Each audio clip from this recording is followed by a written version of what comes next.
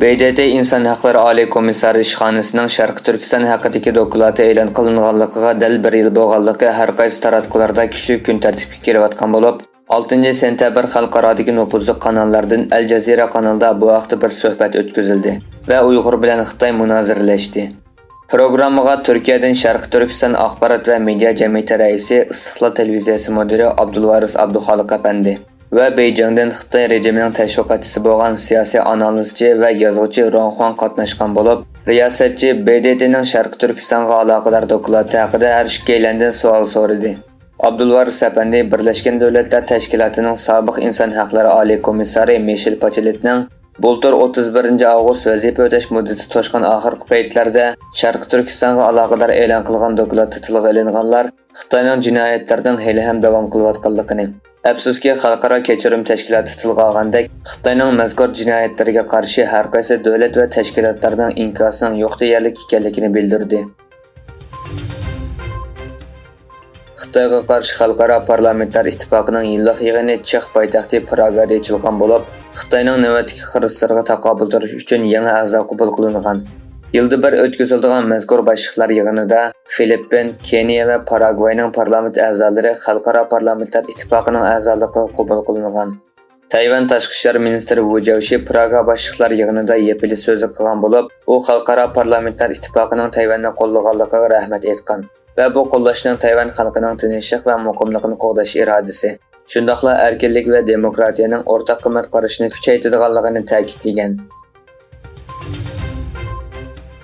Zimiston to'rining 4 sentabrdagi xabarda bildirilishicha, Xitoyning Şərqi Turkistondagi Uyg'ur qatorliq turkiy millatlarga qaratgan irqiy qirg'inchilik jinoyati xalqaro kun tartibida turayotgan bir paytda Xi Jinping 26 avgust Urumchini ziyorat qilgan bo'lib, bir necha kun o'tgandan keyin Xitoy Kompartiyasi siyosiy qonun komitetining sekretari Chen Wenchangning Gansuda qilgan so'zlari diqqat qo'zg'agan.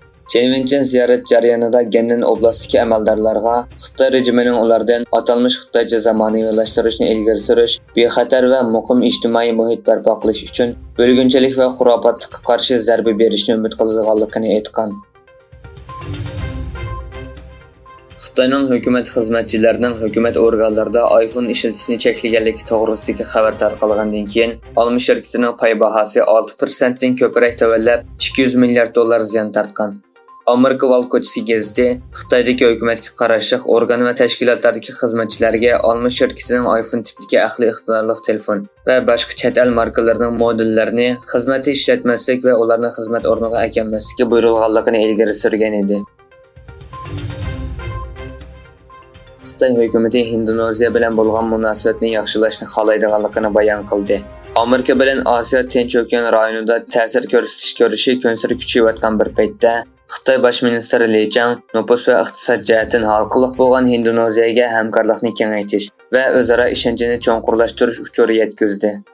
Egilinishcha Sharqi Janubiy Osiyo ellari ittifoqining 43 qatimliq yig'iniga qatnashish uchun Jakartaga borgan bosh ministr Li Indoneziyaning prezidenti Joko Widodo bilan ko'rishgan. Xitoyning tarixiy Ipak yo'lidagi savdoni jonlantirish nomida o'tirg'a qo'ygan Belvaq va yo'l tashabbusiga qatnashgan birdan-bir G7 davlati bo'lgan Italiya bu tashabbusdan ziyon tortmay yumshoq chekinish yo'lini izlamoqda. Italiya 2019-yilda qatnashgan bir Belvaq bir yo'l tashabbusidan ayrilishni muzokara qilayotgan bir paytda muavin bosh ministr va tashqi ishlar ministri Antonio Tajanining 3-sentabrdan 5-sentabrgacha Beijing ziyorati jarayonida bergan uchurlari kishilarning diqqatini qo'zg'adi. Tajani ziyoratdan ilgari Italiya Ipak yo'li tashabbusidan kutganiga erishmaganligini o'tirg'a qo'ygan bo'lib, Beijingda bu bizning kuchaygan hamkorligimizning yangi davri degan.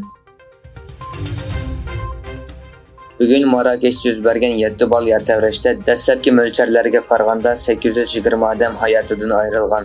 Marokash davlatlik geofizika instituti Marokash yuz bergan yer tevrashning 100 yildan buyon davlat tarixidagi eng chong yer tevrash ekanligini e'lon qildi.